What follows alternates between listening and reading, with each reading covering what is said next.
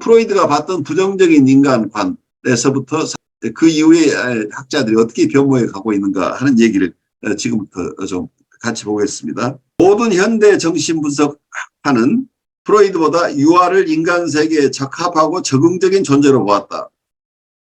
이 얘기는 무슨 얘기냐면 프로이드가 봤던 인간 존재는 그 전 페이지에서 이렇게 얘기하고 있어요. 프로이드에 의하면 인간 존재는 그들의 환경과 어울리지 않게 태어난다. 그래서 우리는 환경에 적합하지 않은 상태로 태어났다는 것을 전제로 하고 있어요. 그래서 프로이드와 그의 동시대인들이 동물들을 이해하던 방식에 따르면 인간은 무모하고 방종하게 쾌락을 추구하도록 만들어진 존재들이었다. 이렇게 인간관 자체가 우리가 동물과 별반 다르지 않게 쾌락만을 추구하는 이런 존재처럼 이렇게 이해를 했다는 얘기예요.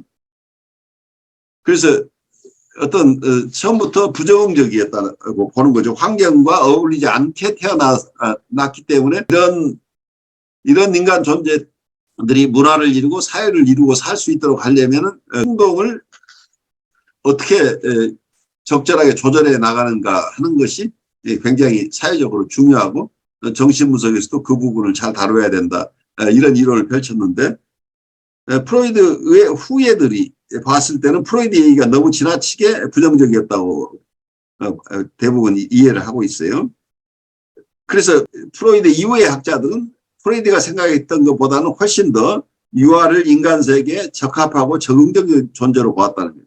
그래서 아이들은 이 세상에 잘 적응할 수 있는 상태로 태어났다고 보는 거기 때문에 부정적인 견해로서부터 인간에 대한 긍정적인 견해로 바뀌고 있는 것을 설명하고 있어요.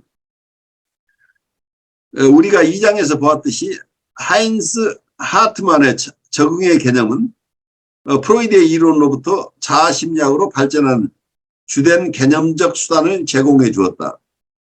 그러나 프로이드와 현대 영국 대상관계 이론들을 잇는 중요한 교량 역할을 한 것은 바로 멜라니 클라인이었다. 그래서 프로이드의 어떤 초기 이론으로부터 자아심리학이 발달하는데 여기서는 적응이라는 어댑테이션이라는 이런 이론이 하인츠 하르트만이 발달시키면서 자아심리학이 자아중심으로 이렇게 발달하게 돼요. 프로이드의 초기 클래시컬한 이론에서는 이드 심리학 중심이었다고 보여요. 그리고 원본능. 그래서 우리는 원본능을 가지고 있는, 그러니까 욕동 중심이죠. 성적 욕동이나 공격적 욕동을 어떻게 이해할 것인가. 그래서 욕동 이론이 중심이었다고 하는 거죠. 그래서 프로이드의 리비도 이론이나 공격성 이론 이런 것들이 다 욕동 이론인데 프로이드의 후예들은 거기서부터 조금 더 벗어나서 우리는 태어날 때부터 세상에 적응할 수 있는 능력을 가지고 태어났다. 그래서 이 어댑테이션이라는 문제를 굉장히 중요하게 생각하는 거죠. 그래서 우리가 태어날 때 이 세상에 잘 적응할 수 있는 존재로 태어났다고 하는 전제로 보는 것은 인간에 대한 긍정적인 경쟁적인 인간을 긍정적으로 보는 어떤 퍼스펙티브를 가지고 시작하는 거기 때문에 프로이드가 가지고 있던 부정적인 퍼스펙티브로 시작되는 정신분석학과 긍정적인 퍼스펙티브를 전제로 하는 정신분석 이론이 달라질 수 있다고 하는 거죠. 그래서 기초 존재론이라는 게 굉장히 중요하다는 얘기예요.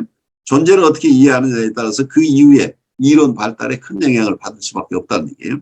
그런데 이런 얘기들은 우리가 실존주의 철학을 공부하면서 여러분과 제가 나누던 얘기를 여기서 적용하는 거예요. 정신분석 이론가들은 이 철학적인 배경을 설명하지 않지만 따로 설명하지 않은 상태에서 이미 이분들은 그런 존재, 인간에 대한 어떤 퍼스펙티브를 그러니까 눈에 드러나지 않고 숨겨져 있는 것은 인간에 대한 각자의 견해예요. 인간 존재를 어떻게 이해하는가에 따라서 그 이후에 그분들이 연구하는 대상이나 그분들이 펼치는 정신분석 이론이 달라진다는 얘기예요. 그래서 초기 프로이드가 봤던 인간에 대한 이론, 인간에 대한 이해, 그리고 그러한 인간을 어떻게 도울 것인가 하는 이론이 초기에는 이드 사이칼러지 혹은 이드 정신분석이라고 얘기를 할 수 있겠죠. 그 이드 사이칼라지 중심에서 이고 사이칼라지 중심으로 변모하는 과정 속에서 그 이드 중심이 아니라 자아 중심으로 그 사람 중심이죠. 이드는 동물이란 말이에요. 동물 중심의 이론에서 인간 중심의 이론으로 발달하는데 어쩌면 프로이드로부터 그 이후에 후학들 특히 자아심리학 중에 하트만의 역할이 굉장히 큰 역할을 하죠. 그래서 하트만에 대한 공부도 우리가 이전에 했었지만 기회되는 대로 같이 또 공부할 필요가 있겠어요. 영국의 대상관계 이론이 또 발달하는데 프로이드와 영국의 대상관계 이론에 교량 역할을 한 게 멜라니 클라인의 이론이에요. 그래서 멜라니 클라인에 대한 얘기를 여기서 다시 좀 하고 있어요. 클라인은 역동의 의미 안에 인간 대상들을 포함시킴으로써 기존의 정신분석학의 기본 전제와 은유를 병적시켰다. 여기서 큰 변화가 생기는 거죠. 역동의 개념 안에 어떤 면은 인간 대상, 아브젝트라는 인간 대상을 거기서 필수적인 것으로 만들었다는 얘기죠. 한 사람 안에 일어나는 역동이나 드라이브나 혹은 그 안에 있는 심리 기구들, 자아나 이드나 슈퍼이고 이런 한 사람 안에 있는 어떤 심리적인 기제들 중심으로 연구하던 것에서 그때 프로이드가 봤던 역동의 개념 속에서도 이 드라이브의 개념 속에서도 아브젝트가 있긴 해요. 근데 프로이드가 봤던 아브젝트는 언제든지 교체 가능한 아브젝트라는 얘기예요.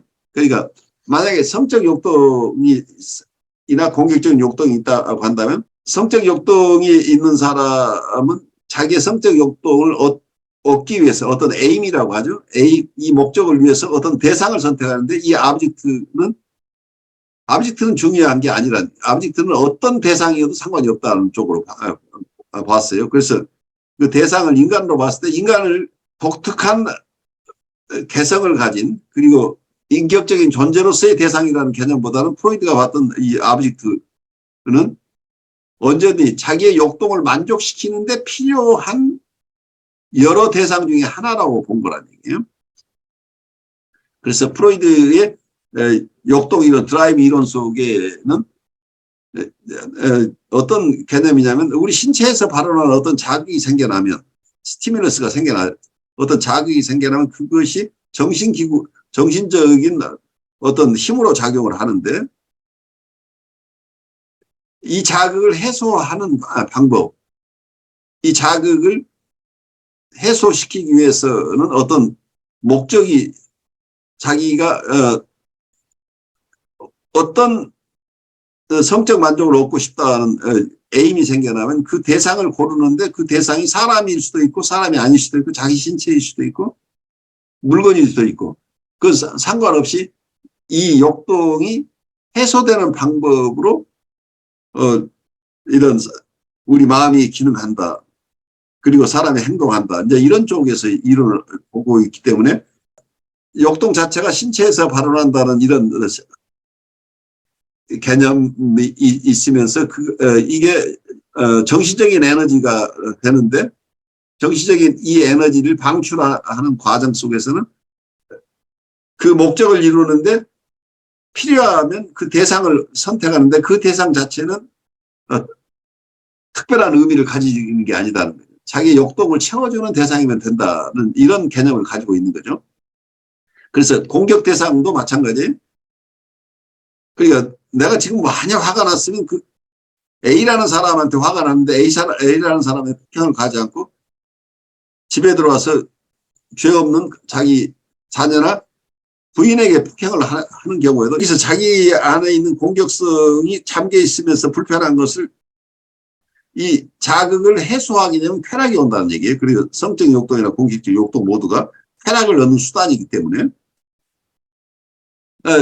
이런 상황 속에서는 그 대상 자체의 중요성이 그냥 하나의 수단, 자기의 만족을 얻기 위한 과정에서 필요한 존재일 뿐이지 그 자체가 인격적인 존재라거나 독립적인 존재로서의 기능이 안 된다는 얘기예요. 그런데 여기에서 클라인은 이 역동 안에 역동 의미 안에 인간 대상들을 포함시킴으로써 기존의 정신분석의 기본 전제와 은유를 발달시켰다고 하는 것은 이 대상의 중요성이 여기서 강조된다. 대상을 추구하는 것이 사람이다라고 이렇게 보는 거가 인간 존재론에서 크게 달라진 거죠. 그래서 대상 자체의 중요성이 이게 부각된다고 하는 거죠. 우리는 이 세상에 태어나면서 대상을 찾아 나선다. 그래서 아이가 태어나면서 엄마의 젖가슴을 찾기 시작하는 것은 자기의 욕동을 만족시키기 위한 것이냐, 아니면 자기가 어떤 대상, 어떤 사람을 찾고 있는 것이냐. 그러니까 똑같은 현상을 보면서 그 인간을 뭘로 이해하느냐, 이해가 달라지는 거죠. 그 대상을 찾고 있다고 한다면 그 대상과의 관계 중심으로 그 사람을 이해하게 되는 거죠. 그 욕동 중심으로 보느냐, 대상 중심으로 보느냐에서 큰 차이가 생겨나면서 대상과 여기서 정신분석의 이론이나 그리고 대상 정신분석에서 쓰는 은유들, 메타포가 각각 달리 해석된다고 이야기를 하고 있어요. 그 얘기를 조금 더 설명해 보죠. 프로이드는 동물에서 인간으로 변화해가는 발달적 추이를 그렸다. 그래, 프로이드의 이론은 동물로부터 인간으로 변모해가는 과정, 트랜스포메이션 과정을 설명하고 있다고 보이는 거죠. 그래서 동물적인 욕망, 욕동, 드라이브 혹은 인스팅트를 인간적인 욕망, 그 휴머니스틱한 욕망, 그 인간 사회에서 용납되는 어떤 욕망으로 바꾼다고 하는 것은 어떤 면에서는 여기서 승화라는 개념이 나와요. 서블리메이션이라고 하는 게 사회적으로 용납되는 목적을 위해서 리비도가 사용되거나 공격성이 사용되는 것. 그래서 이 드라이브가 에너지의 원천이라는 것을 이해를 해야 되는 프로이드 개념에 의하면 19세기 이론에 의하면 어떤 우리 심리기구가 있으면 심리기구를 움직이는 에너지가 필요한데 그러니까 기계론이에요. 뭐 인간을 기계로 보는 거죠. 우리 마음도. 심리기구가 이고 이도 슈퍼이고가 있는데 이런 심리기구가 작동하도록 하려면 그 에너지가 필요한데 그 에너지가 어쩌면 리비도나 어그레션이라는 거예요. 근데 이것은 프로이드는 계속 신체하고 관련시켜서 신체와 관련돼서 일어난다. 이제 이렇게 보고 있죠. 그래서 이러한 에너지들이 사회적으로 용납되는 방식으로 사용되도록 도와주는 게 정신분석이고 그리고 아이들이 발육 과정 속에서 이게 동물적인 욕동들을 사회가 용납되는 어떤 목적을 위해서 사용될 수 있도록 이렇게 발달해 가는 것이다. 변모해 가는 것이다. 그래서 동물로부터 인간으로의 진화의 과정이라고 할까요? 어떤 트랜스포메이션이라고 과정이라고 할까요? 인간을 이렇게 이해했다는 얘기죠. 인간을 태어난 그대로 두면 동물이 돼버리니까 이 동물적인 상황에 있는 아이를 사회가 사회에서 받아들일 수 있는 아이로 바꾸는 과정이 필요하다. 이제 이렇게 본 거죠. 그러나 처음부터 클라인의 기본 입장은 그와 달랐다. 클라인은 유아가 우연한 경험을 통해 자신의 역동 대상인 젖가슴을 발견하게 된다고는 생각하지 않았다. 그녀에 따르면 유아는 젖가슴에 대한 지식을 가지고 태어나기 때문에 본능적으로 젖가슴에 대해서 알고 있다. 유아의 입이 어머니의 젖꼭지를 빨기에 적합하게 생긴 것처럼 유아의 본능적 충동도 자신이 태어난 인간 세계에 적합하게 형성되어 있다. 이렇게 보는 것은 유아 속에 젖가슴에 대한 지식을 가지고 태어났다는 얘기는 조금 더 한 발 발달시켜서 생각한다면 어머니에 대한 지식을 가지고 태어났다는 얘기입니다.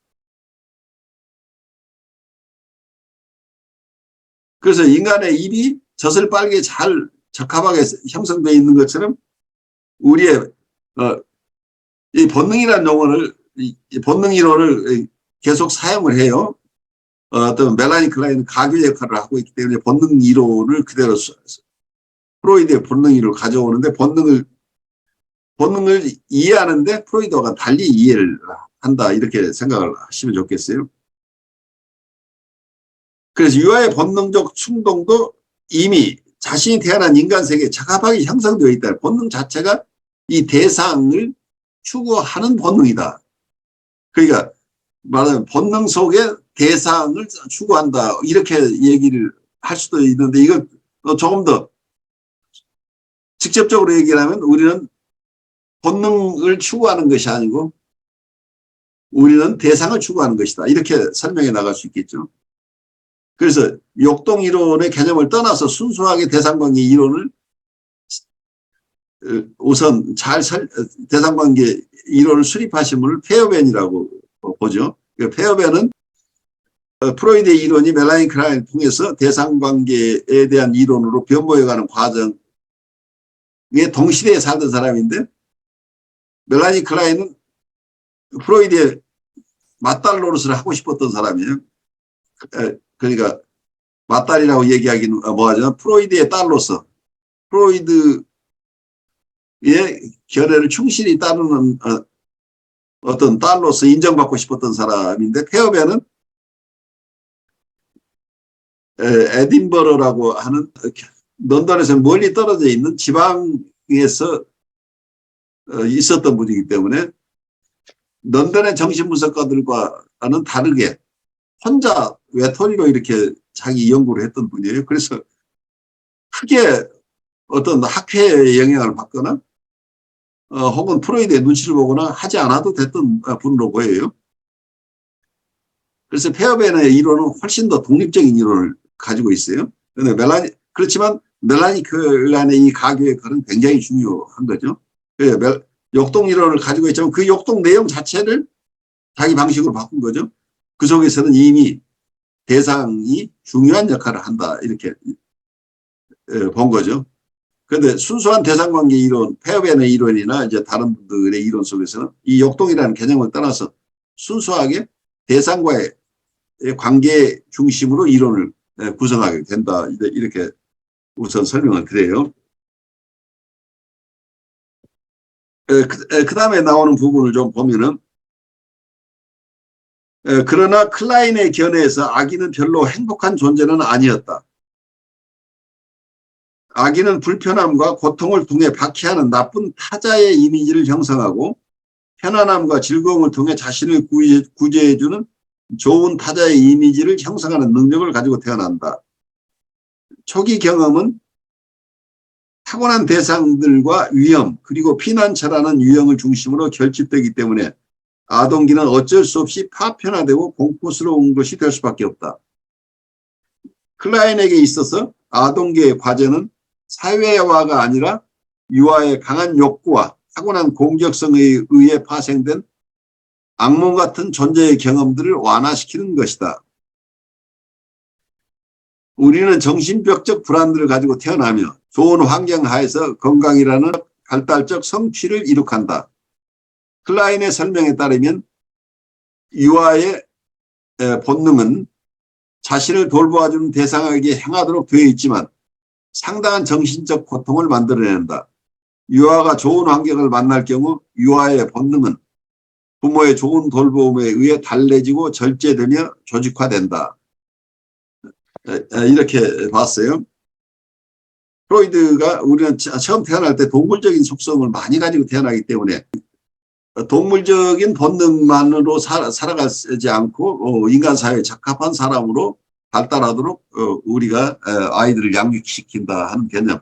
그래서 아이는 태어날 때 굉장히 동물적인 속성을 많이 가지고 태어난다. 동물의 본능을 가지고 태어난다고 하는 이런 개념에서 이제 그런 개념 때문에 어때요?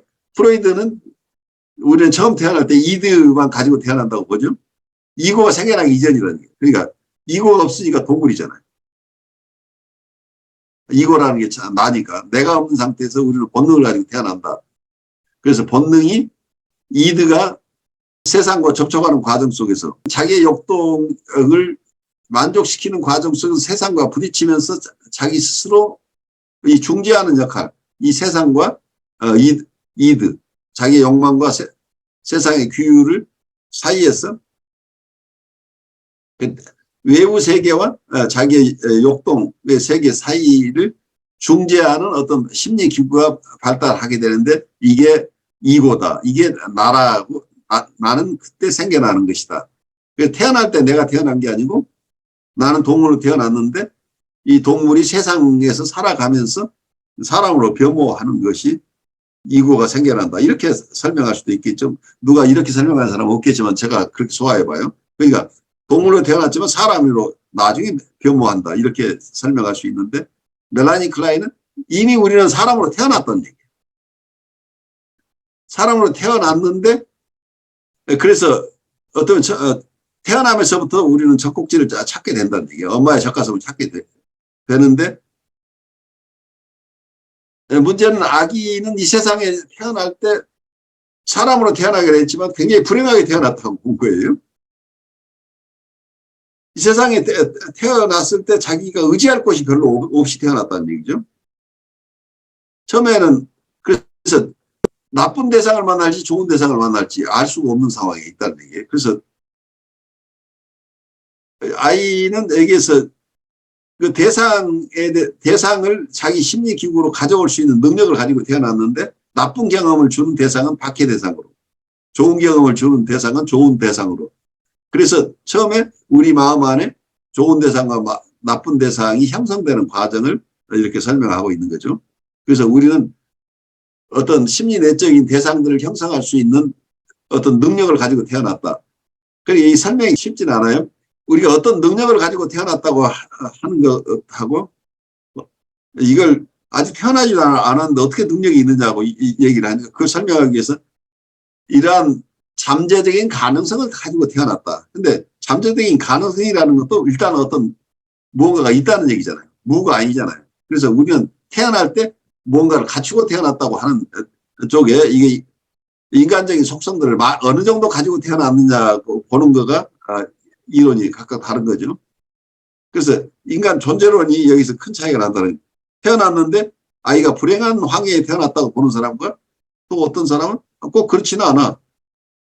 아이는 이 세상에 적응할 준비가 다 돼 있는 상태로 태어난 거야 라고 이렇게 설명을 하기도 하죠. 그래서 그 그리는 그림이 인간을 어떻게 이해하느냐 하는 어떤 가정, 어떤 이론, 인간에 대한 어떤 인간 존재에 대한 자기의 이해에 따라서 이론들이 크게 달라지는데 멜라니 클라인 입장에서는 태어났는데 좋은 대상도 만나고 나쁜 대상도 만나는데 자기 마음 안에 좋은 대상이 형성되고 나쁜 대상이 형성되는데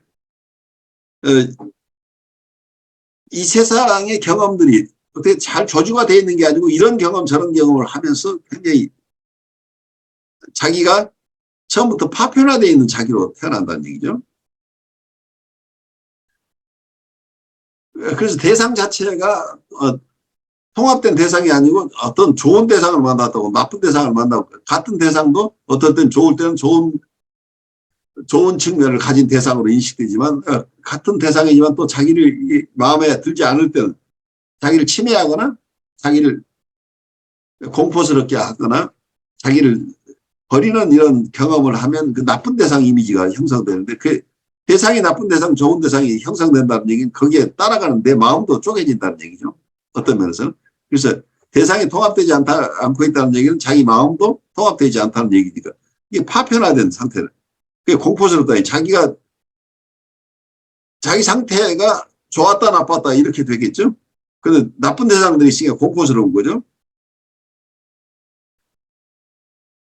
그래서 초기에는 프로이드가 봤던 것은 아동기의 과제는 아이가 동물적인 데서 사회에 적응하는 쪽으로 사회화 과정이 필요하다. 소셜라이제이션이 필요하다고 본 거죠. 그래서 어떤 면에서는 인간 사회에 길들여져야 된다고. 말하자면 이게 동물학의 세계 도메스티케이션이라고 할까요? 동물학의 원래 개는 야생의 늑대였는데 늑대를 집에 집안에 사람들이 필요해서 사람과 같이 살 수 있도록 길을 들였다. 이게 도메스티케이션. 그러다 보니까 이제 길들여져서 자기가 늑대였다는 사실을 잊어버리고 있다. 그래서 개가 이제 완전히 늑대와 다른 종류가 됐다. 이제 이렇게 설명을 혹시 한다면 이제 인간도 어떤 길들이기가 필요하다. 그래서 소셜라이제이션이라고 하는 이런 개념이 사용되는데 여기서 멜라니 클라인이 봤던 어떤 어린 시절의 과업은 유아의 강한 욕구와 타고난 공격성에 의해 파생된 악몽 같은 존재의 경험들을 완화시키는 것이다. 그러니까 아이 입장에서는 자기가 뚜렷하지 않게 이런 악몽도 경험하고 좋은 경험도 있긴 하지만 우리는 어떤 강한 성적 욕구나 이런 공격적인 욕구들이 있는데 멜라니 클라인은 성적 욕구에 대한 이론보다는 공격성에 대한 욕구, 어그레션에 대한 이론을 굉장히 더 강조했어요. 그러니까 공격성이 자기 안에 타고났기 때문에 그러니까 이 이론은 굉장히 대상과의 관계만 설명할 수 있는 것은 아니에요. 우리가 이미 공격성을 타고났다고 한다면 우리 안에 공격성이 최초에 있다고 하는 거죠. 그래서 밖에 있는 대상이 공격해서 내가 나쁜 대상을 형성한다기보다 어쩌면 처음 시작은 내가 가진 공격성을 투사해서 외부 대상이 나를 공격하도록 이런 체험이 일어날 수도 있기 때문에 이 공격성을 어떻게 이해하느냐에 따라서 이론 구성이 많이 달라질 수 있는 소지가 있다고만 제가 설명을 드릴게요. 그래서 아이는 자기 안에 이미 타고날 때 공격성을 많이 가지고 있기 때문에 다른 욕동도 있지만 공격성을 많이 가지고 있기 때문에 이러한 불안이 발생한다는 얘기죠. 그러니까 자기가 악몽 같은 상황을 누구를 공격하고 어쩌면 대상을 손상시키거나 대상을 없애버리거나 살해하거나 하는 이런 어떤 판타지를 가질 수도 있다는 얘기죠. 그래서 멜라니 클라인의 아마 초기 저작을 보면 굉장한 판타지들 얘기들이 나와요. 판타지들이 이렇게 활발하게 움직이는데 그 판타지가 있다고 하는 것은 이 판타지를 경험하는 아이가 있다는 얘기잖아요. 근데 아이는 태어나면서부터 이런 악몽을 꿀 수 있는 아이라는 얘기예요.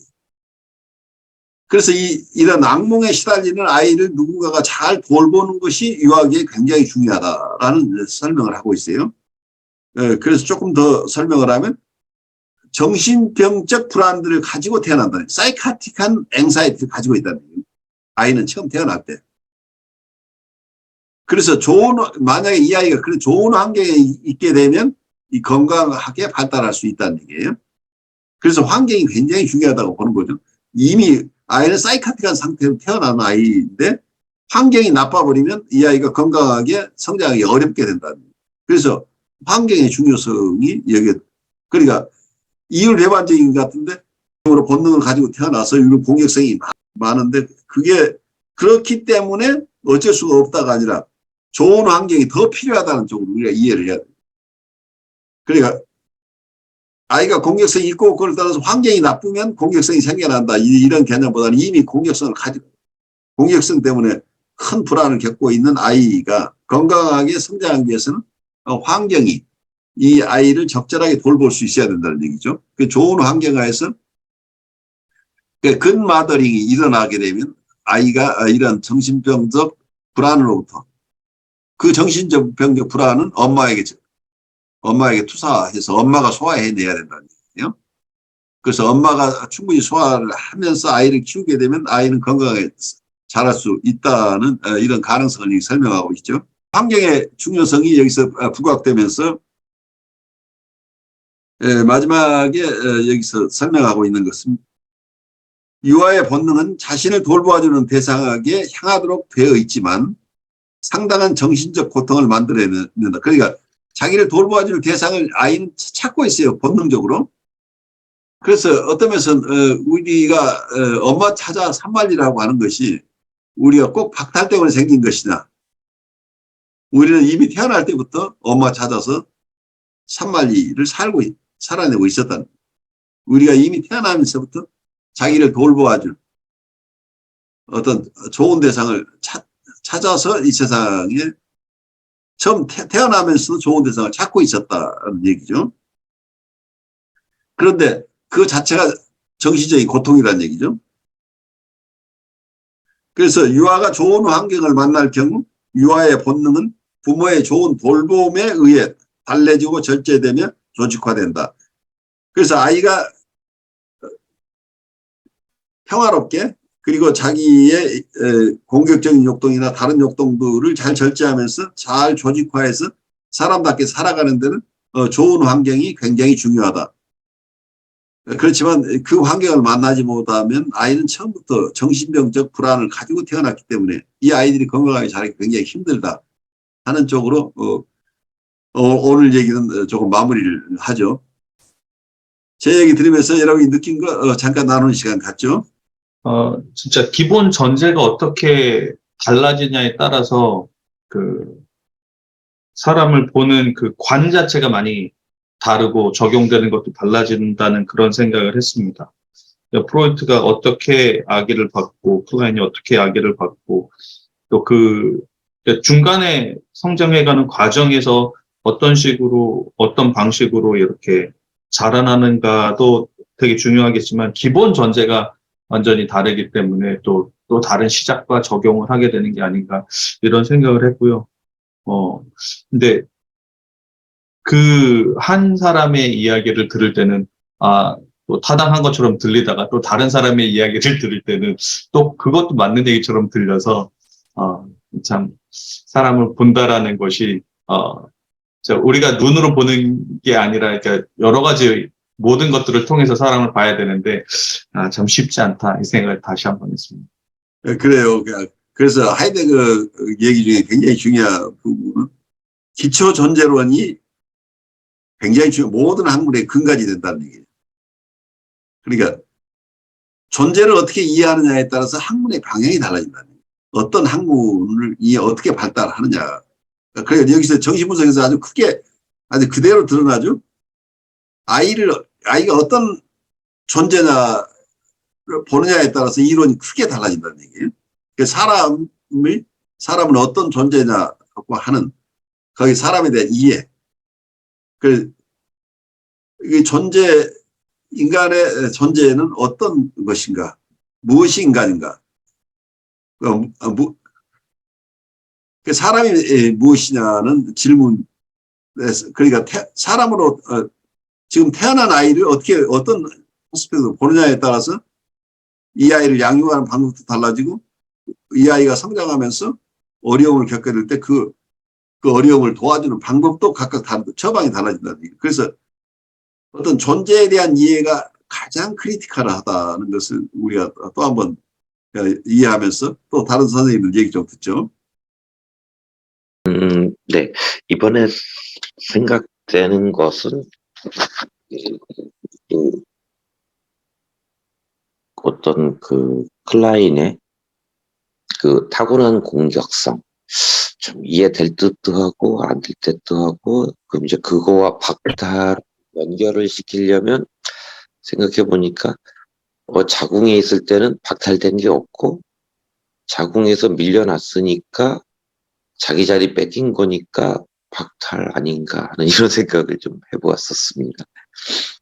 본능 이론을 인정하는 사람도 있고 인정하지 않는 사람도 있어요. 그러면 또 우리가 무엇을 타고났는가에 대한 견해도 사람마다 각각 달라요. 그러니까 우리 각자의 몫이에요. 사람을 어떻게 이해할 것인가는. 여러 사람들의 단편적인 얘기들이 있지만 결국은 우리가 소화해야 되죠. 어차피 우리는 사람에 대한 기본 이해를 가지고 살고 있다는 걸 이해를 하세요. 이미 나는 어떤 견해를 가지고 있어요. 내가 의식화하지 않고 있지만.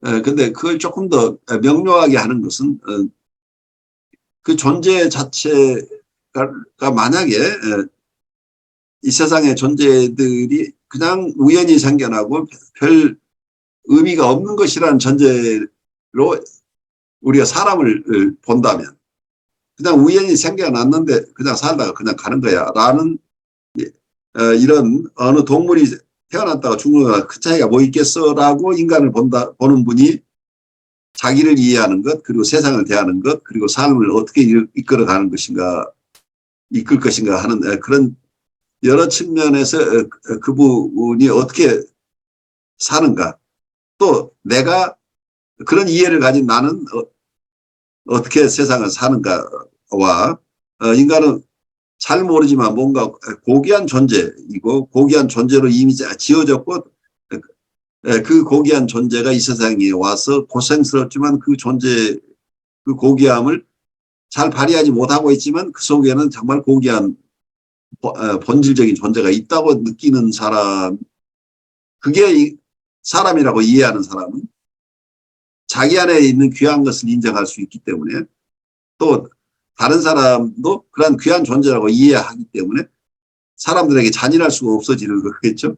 사람을 보듬을 수 있겠죠. 사람을 도울 수 있겠죠. 그래서 이 존재론이 크리티컬하다고 보여요. 그러니까 어떤 인식론이라고 내가 그렇게 저 사람이 어떻게 보인다는 것보다 인간 존재에 대한 근원적인 이해, 그리고 사물 존재는 어떻게 이해할 것인가, 사물을 내 마음대로 아무렇게나 써도 되는 것인가, 그러면 이 자연과 나는 어떤 관계에 있는가, 이런 것들, 모든 것들이 이 존재론이라는 얘기예요. 그래서 그런 점에서 하이데거의 의견은 굉장히 탁견으로 보여요. 아주 인식론을 넘어서 존재론으로 우리가 가지 않고는 근원적인 문제들을 해결할 수 없다고 보이는 거죠. 오늘 공부한 내용 중에 여러분들이 기억할 만한 중요한 부분을 간추려서 설명드립니다. 프로이드의 역동이론 속에 대상이 포함되지만 이 대상은 인간 대상만을 지칭하는 게 아니고 사물 대상이어도 상관없는 것으로 이해가 됩니다.